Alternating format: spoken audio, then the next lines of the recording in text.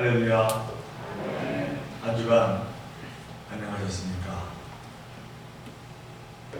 벌써 10월 네 번째 주일입니다.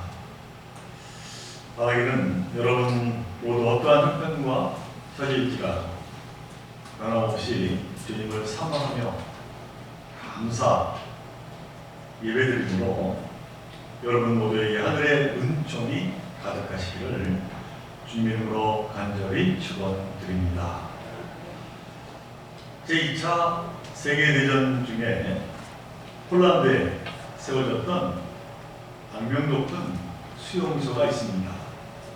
아마 다 아시리라 생각이 됩니다만 그것은 다름이 아닌 아우슈비츠 수용소라고 하는 곳입니다. 그곳에서 벌어졌던 참상이 세상에 알려졌을 때 세상은 경악했습니다.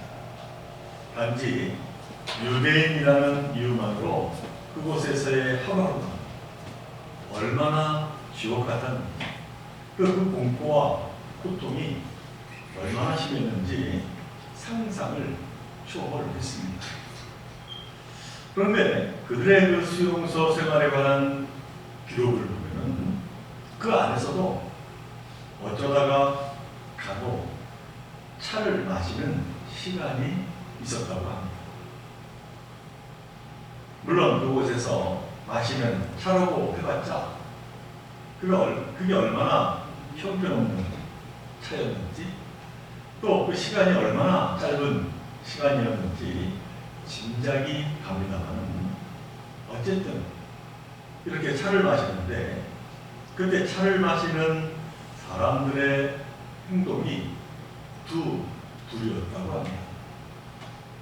그 한 부류는 차가 나오자마자 한숨에 훌쩍 마셔버리는 부류입니다.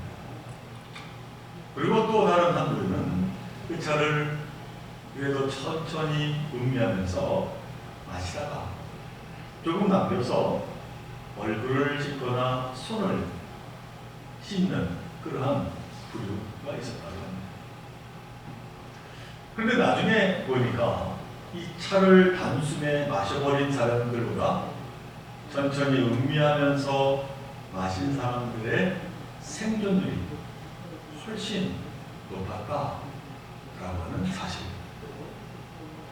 최악의 시간, 막장 같은 비참한 상황에서도 끝까지 이 사람다움을 포기하지 않은 사람, 자존감을 잃지 않고자 한 사람, 희망을 놓지 않은 사람일수록 더 강한 생명력을 가졌다라고 합니다. 사람 대접을 받지 못한 그 최악의 상황에서도 스스로 사람이기를 포기하지 않는 것이 얼마나 중요한가라고 하는 것을 시사하는 이야기입니다. 그런데 이는 우리 신앙생활과도 맞닿아 있습니다. 신앙이란 무엇입니까? 신앙이란 고통의 나라에서도 자신을 소중히 여기고 사람다움을 지켜내며 하나님을 향한 그 희망을 잃지 않는 힘, 그것이 바로 신앙입니다.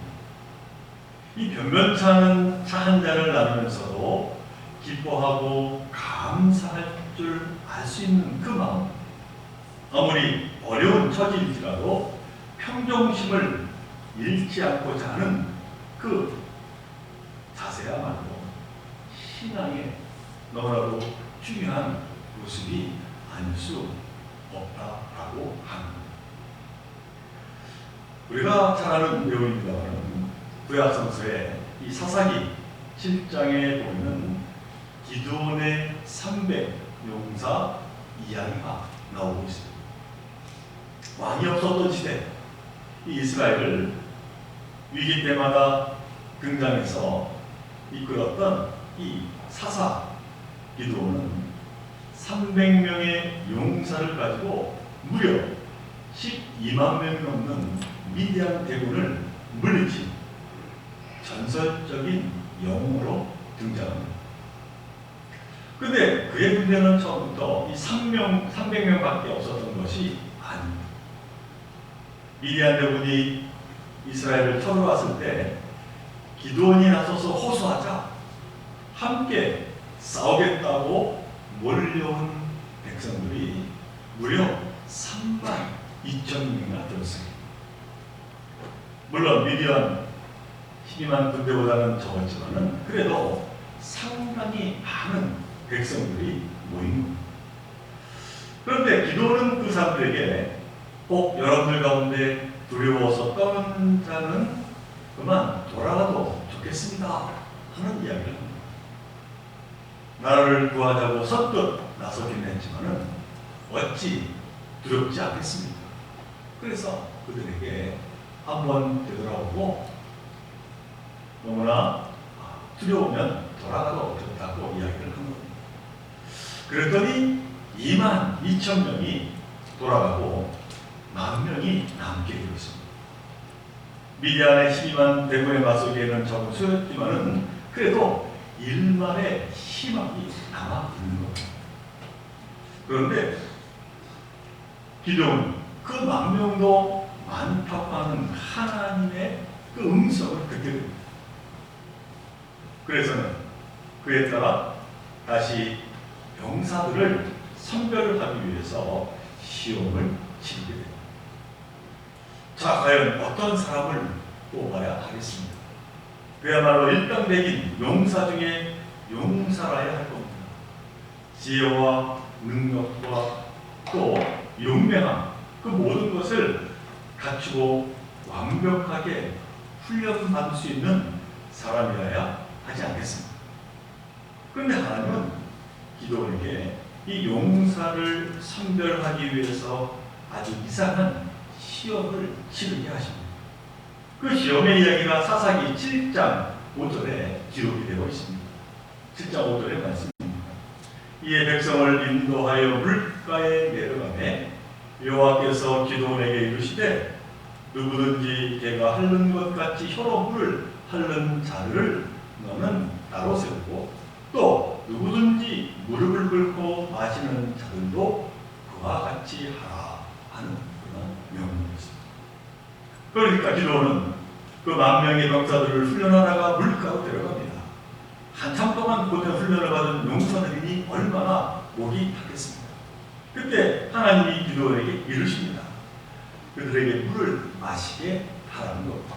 그리고 그 물을 마시는 모습을 보고 두 부리로 갈라 세우라고 말씀합니다. 한 부리는 물을 보자마자 달려가서 아예 머리를 쳐박으며 물을 마시는 사람들을 한 부리로 세우고 또 한 부리는 무릎을 꿇고 물을 손으로 움켜서 마시는 사람들로 세우라는 겁니다. 이에 기도원이 그렇게 그들을 구별해볼까? 머리를 쳐박으며 물을 허겁지겁 마시는 사람이 무려 9,700명이었고 그래도 무릎을 꿇고 손으로 움켜 마시는 사람이 300명에 불과하게 된 겁니다. 그러자 하나님께서 기도원에게 명령합니다. 이 300명을 남겨두고 나머지는 모두 돌려보내라. 아마 기도원이 그 명령을 듣고 얼마나 당황했으리라 하는 생각을 해본다면 그러나 기도는 하나님의 말씀에 따라 이 300명의 백성을 용사로 뽑게 되었습니다. 드디어 기도는 이 300명의 용사로 12만 명의 미디안 군대 앞에 서게 되었는데 그 전쟁의 결과는 놀랍게도 기도원과 300명의 용사의 대승으로 끝났다라고 하는 것이 성경 말씀에 기록이 되고 있습니다. 이 무용담은 무슨 얘기입니까? 그 300명의 용사가 홍길동보다 더 뛰어난 일당 100, 아니 일당 400의 능력자들이었다 하는 그러한 얘기이겠습니다. 아니면 물을 손으로 움켜 마시는 사람들이 싸움도 잘하고 더 용맹스럽다라고 하는 것을 말하는 것이겠습니다. 결코 그렇지가 않습니다. 이 기도원의 전쟁의 이야기는 300 용사들의 신축이고난 그 놀라운 능력을 결코 주목하지 않습니다. 이 이야기는 다만 인간의 능력이 아니라 하나님의 역사하심에 초점을 두고 있는 겁니다. 기도원 이야기는 위대한 무용담이 아니라 전능하신 하나님의 승리를 우리에게 보여주고 계신 겁니다. 그러나 그렇다고 또한 이 300명의 용사들이 그 목마른 상황에서도 물을 손에 움켜서 조심스럽게 마셨다라고 하는 것, 그 또한 중요한 이야기가 아닐 수가 없습니다. 형편없는 차를 마시면서도 단숨에 마셔버리지 않은 사람들처럼 이들은 같은 물을 마시면서도 그냥 머리를 쳐박고 마셔대지 않았기 때문입니다. 그리고 이러한 때는 지금 우리에게 너무나도 중요한 점을 시사하고 있는 겁니다. 얼마 전 텔레비전의 한 유명 프로그램, 아마 유퀴즈라고 하는 프로가 아닌가 싶은데, 거기에 한국에 손꼽히는 광고회사의 여성으로는 최초로 부사장을 역임했던 한 분이 출연한 적이 있습니다. 그에게 사회자가 이런 질문을 던졌습니다. 직원이 직장에서 일하면서 가장 중요하게 생각해야 하는 것이 무엇입니까? 하는 질문이었습니다. 그러자 그 여성분이 바로 이렇게 대답을 했습니다. 그것은 무엇보다 태도입니다. 하는 대답이었습니다.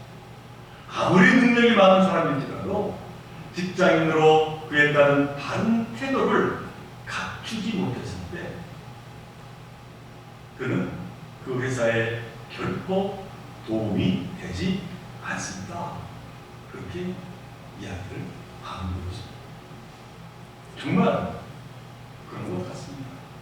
아무리 소소한 일일지라도 자기의 직분이나 위치 그리고 역할을 생각할 줄 아는 사람, 그리고 사람을 향한 배려와 절제, 일에 대한 최선을 다하려는 그 노력, 이러한 삶의 태도는 너무나 중요한 일이 아닐 수가 없는 겁니다. 이처럼 하나님은 그저 아무 생각도 없이 물을 마시는 부류와 이와는 다르게 조심히 삼가면서 물을 마시는 그 부류의 그 태도를 통해서 구별을 하신 겁니다. 그래서 당신의 그 놀라운 역사를 이루어 가신 겁니다. 사랑하는 종교의 성도들은 이 사실은 우리에게 너무나 중요한 교훈을 말씀하고 있습니다. 이 신앙이란 소소한 일상에서조차 우리의 태도로 나타난다는 겁니다. 이는 마치 우리가 물을 마시는 태도에서, 우리가 차 한 잔을 마시는 마음가짐에서, 우리가 남을 대하는 그 태도에서 하나님의 사람인지 아닌지를 구별하는 시금석이 될 수 있다라고 하는 사실입니다. 그러므로 우리는 늘 옷깃을 여기며 신앙으로 신앙의 태도를 잃지 않으며 살고자 노력하는 저와 여러분이 되어야 할 겁니다. 저는 오늘 이제 본문으로 요한복음 10장 20절로 26절의 말씀을 듣겠습니다. 이 말씀은 예수님의 말씀 중에서 아마 가장 잘 알려진 말씀이 아닌가 이렇게 생각을 해봅니다만, 특히 24절의 말씀, 밀알 하나가 땅에 떨어져 죽지 않으면 하나를 그대로 있고 죽으면 열매를 많이 맺는다 하는 이 말씀, 오늘 우리의 마음에 이 말씀을 깊이 새겼으면 하는 바람이 있습니다. 굳이 해석할 필요도 없어 보이는 아주 분명하고 확실한 말씀으로 너무나도 당연한 진리의 말씀이 아닐 수가 없기 때문입니다. 이 요한복음에 있어서 오늘의 이 말씀은 예수님이 예루살렘 성에 들어가셔서 첫 가르침으로 우리에게 알려진 말씀입니다. 예수님은 갈릴리부터 시작해서 십자가의 길을 걸어오셨고 예루살렘은 바로 그 십자가 길의 종착지였다, 그렇게 말할 수가 있습니다. 그러니까 이 말씀은 이제 예수님이 예루살렘에서 완성하실 그 십자가의 길이 무엇인가를 밝혀주는 말씀이 된다라고 하는 겁니다.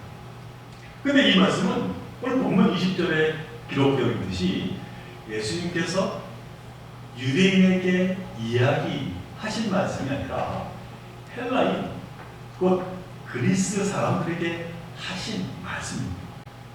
이 오늘 본문에 보니까 헬라인들은 예수님이 예루살렘에 오셨다 하는 그 소식을 듣고는 예수님을 만나고 싶어 했습니다. 그래서는 제자 빌립에게 요청을 합니다. 예수님을 만나고 싶습니다. 그랬더니 빌립은 제자 안드레에게 전하고 다시 빌립과 안드레가 예수님에게 이 말씀을 드렸습니다. 그래서는 예수님이 그들을 만나게 된 것입니다. 그러니까 그냥 우연히 맞닥뜨린 게 아니라 상당히 의도적으로 만난 만남이었다라고 하는 그런 상황입니다. 그만큼 헬라인들은 예수님이 어떠한 분인지 무엇을 하시려는 분인지 알고 싶어 했습니다. 자, 그렇다면 여기 나오는 이 헬라인들은 어떤 사람들이었을까요? 그들은 당연히 유대인이 아닙니다. 이방 사람입니다. 이는 다시 말하면 신앙인이 아니라 비신앙이라고 말할 수가 있을 겁니다. 그리고 성경에는 기록이 안 되어 있지만은 아마 지위가 높은 그러한 이방인이 아닐까 그렇게 생각을 해보게 됩니다. 어쨌든 그 헬라인 이방인은 유대의 역사도 모를 것이고 성경도 모르고 여호와 하나님도 모르는 사람들입니다. 그러니 그들에게 예수님은 무슨 말을 어떻게 전해야 했겠습니까? 특별히 이들에게 어떻게 해야 십자가의 길, 그 길이 곧 구원의 길이라고 생명의 길이라고 알려줄 수가 있었겠습니다. 성경을 통해서 우리가 알 수 있는 사실입니다만은 이 이방인을 대상으로 복음을 전했던 사도 바울, 이 이방인들에게 주님의 십자가의 길을 설명하는 것이 얼마나 난감하고 어려운 일인지를 실감하지 않을 수가 없었습니다. 그래서 바울은 심지어 이 십자가의 길이 헬라인들에게는 어리석음이라고 표현하기도 했습니다.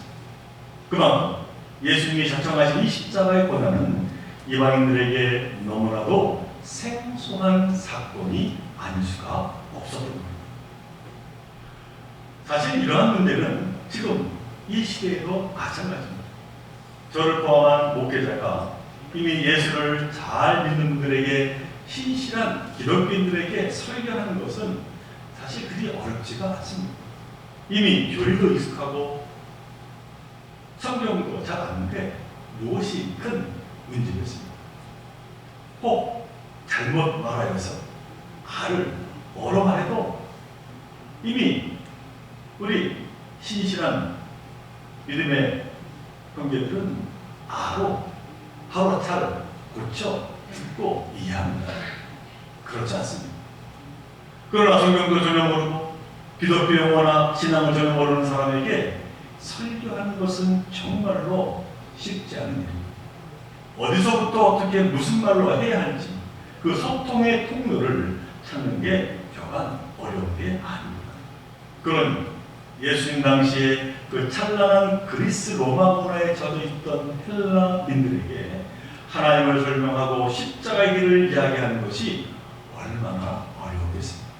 이 헬라인들은 아마 이 믿음의 선조 아브라함을도 모르고 모세도 모르고 다윗도 몰랐을 겁니다. 그러니 무엇으로 그들에게 이야기를 시작할 수가 있었겠습니까? 바로 그런 헬라인들에게 예수님이 한 알의 미랄, 곧 씨알의 이야기를 해주고 계십니다. 그 작은 씨알이 땅에 떨어져 죽고 싹이 트고 자라서 꽃을 피우고 열매를 맺는 이야기입니다. 자연의 순리요 생명의 원리입니다. 이 원리로 예수님은 당신의 삶을 설명하고 계십니다. 십자가의 길, 십자가의 고난, 그것이 무엇이냐? 그 길, 그 고난이란 무슨 유별난 것이 아니라 바로 자연의 순리를 따르며 생명의 원리를 이루어가는 길임을 가장 쉬운 비유로 지금 말씀을 하고 계십니다. 다시 말하면 미랄 하나가 있습니다. 그런데 그 미랄 하나가 땅에 떨어져 썩지 않으면 어떻게 됩니까? 하나 그대로 그냥 있습니다. 그런데 그 하나리 땅에 떨어져 썩어지면 어떻게 됩니까? 싹이 나고 자라서 꽃을 피우고 마침내 많은 열매를 맺습니다. 이것은 너무나도 당연한 자연의 생명의 원리입니다. 이것은 너도 알고 나도 알고 남자도 알고 여자도 알고 기독교인도 알고 이방인도 알고 그 누구도 다 아는 너무나도 보편적인 진리라고 하는 것입니다. 자, 그렇다면 이것이 자연의 진리요 생명의 원리가 맞다면 우리는 어떻게 해야 하겠습니까? 그 생명의 원리를 따라야 하지 않겠습니까? 하늘의 미랄이 땅에 떨어지는 것처럼 우리도 땅에 떨어지듯 내려가고 비우고 그래서 섬기고 희생하는 것, 그것이 우리가 마땅히 해야 할 일이다라고 합니다. 그것이 결국 너도 살고 나도 살고 우리 모두가 사는 길입니다. 이는 마치 부모님의 희생으로 그 가정이 행복을 이루어 살듯이 말입니다. 남편과 아내가 서로 양보하고 내려주고 서로 섬기며 희생할 때 거기에 기쁨이 있고 거기에 놀라운 열매가 맺히듯이 그렇게 살아가는 것, 그 삶이 소중함을 우리에게 말씀하고 있는 겁니다. 그런데 문제는 이 썩어가는 미랄이라는 생명의 원리를 잘 안다면서도 실상은 그렇게 살아가지 않고 있다는 겁니다. 이 자연의 순리를 잘 알고 그 안에 살면서도 정작 그것을 거슬러 살려고 한다는 겁니다. 아무도 땅에 떨어지려 하지 않고 그 누구도 자신을 내려놓으려고 하지 않고 그 누구도 섬기거나 사랑으로 희생하려 하지 않는다는 겁니다. 예수님은 오늘 본문 23절에서 헬라인들에게 인자가 영광을 얻을 때가 왔도다 이렇게 말씀을 하고 계십니다. 그런데 여기서 이 영광이라고 하는 헬라어 도사라는 이 말은 그 당시에 그리스 로마 세계에서 아주 핵심적인 가치를 가리키는 말이었습니다. 그래서 그들 헬라인에게 이 영광을 얻는다는 것은 인간으로서 최고의 자리에, 높은 자리에 오른다는 그러한 말이었습니다. 가장 높은 명예를 얻는 겁니다. 그렇다면 이 그리스 로마 제국에서 명실공히 최고의 영광을 얻는 사람이 누구겠습니까? 두말할 것 없이 그는 카이저, 곧 로마 황제였습니다. 황제는 인간의 자리를 넘어 신의 하늘에 오른 영광을 대표하는 사람이었습니다. 너도 나도 그 자리는 못 갈지라도 스스로를 높여 영광의 삶을 살고자 그리스 로마의 사람들은 그것이 가치로 그렇게 살아가게 되었다는 것입니다. 그런데 예수님께서 말씀하시는 영광, 그 세상의 영광과는 정반대편에 있습니다. 예수님의 영광은 올라가는 것이 아니라 내려가는 겁니다. 남을 죽이는 것이 아니라 오히려 자기를 죽이는 그러한 영광입니다. 군림하고 지배하는 것이 아니라 사랑하고 섬기고 희생하는 영광입니다. 그러나 바로 그 희생의 영광, 예상치 않게 다시 새로운 생명으로 부활한다라고 하는 그 진리를 예수님은 그 이방인에게 당신들도 깨달아 알기를 소망하며 이 미랄의 그 비유를 말씀하고 계십니다. 당신들도 나처럼 썩어지는 미랄이 되십시오. 여기에 진정한 영광이 있습니다 하고 말입니다. 어느새 가을이 깊었습니다. 땅에 떨어진 씨알들이 죽어서 다시 온 땅 가득히 새 생명으로 푸르게 일어서서 자라서 열매를 맺고 세상을 살리고 있습니다. 자연의 섭리를 통해 예수님이 걸어가신 그 놀라운 십자가의 사랑의 희생에 따른 부활의 신비를 지금 우리는 생생하게 목격하고 있는 겁니다. 그러므로 사랑하는 좋은교회 성도 여러분, 우리 예수님처럼 예수님이 걸어가신 그 십자가의 길은 땅에 떨어져 죽어야 많은 열매를 맺는 그 하늘의 씨알의 길임을 늘 기억하며 살아가시기를 간절히 바랍니다. 오늘 죽을지라도 모를 저 처참한 아우비츠 수용소에서 형편없는 차 한 잔을 마시면서도 그것을 소중하게 여기고 오히려 따뜻한 마음으로 감사하며 하나님께 소망을 주었던 그 사람들처럼 절체절명의 순간이지만 하나님을 의지하며 12만이라고 하는 미디안 군을 맞서 싸운 기드온과 300용사처럼 언제나 어느 때나 예수님의 그 십자가 고난과 그리고 부활의 그 영광은 가슴 깊이 새기며 지금의 나의 고난과 고통을 이겨내는 여러분 모두가 되시기를 간절히 바랍니다. 자신을 주어서, 자신을 낮추어서, 자기 자신을 내주어서 우리를 살리고 온 세상을 살리신 예수님의 그 크신 은총과 그 은혜가 저와 여러분들 모두에게 가득하시기를 다시 한번 간절히 축원을 드립니다. 우리 함께 기도드립니다. 사랑하는 하나님, 오늘 요한복음을 통해서 예수께서 우리에게 하신 말씀, 늘 땅에 떨어져 썩어질 때 그것은 사망이요 죽은 것으로 우리가 알지만은 그러나 부활하여 놀라운 생명을 살리는 참으로 하나님의 축복의 역사가 이루어짐을 우리에게 말씀합니다. 저희들 바라건대 때로는 여러 가지 어렵고 힘든 그러한 처지에 있을지라도 예수 그리스도의 끝이신 사랑을 저희들 언제나 믿음으로 바라보게 하여 주시고 모든 고난을 이길 수 있는 저희들 모두가 되게 하여 주옵소서.